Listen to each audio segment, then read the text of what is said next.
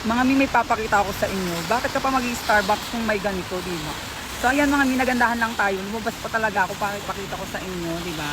Ayan, para lang ma-amaze din kayo. Ang ganda ng interior nila. Tara! Ayan, Area Coffee Lab, di ba? Sa pangalan pa lang. So, grabe umuulan talaga. As in, literal na yung ulan. So, wait lang.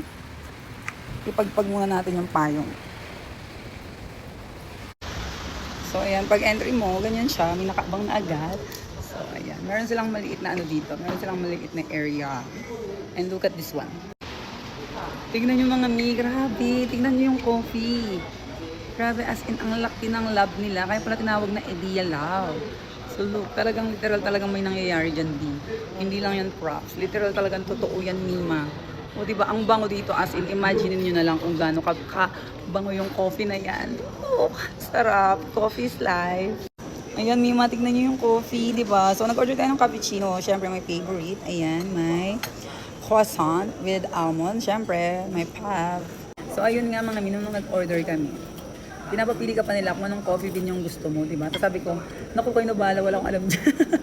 Hindi, basta kape, masarap yun na yun. Grabe, ang sarap.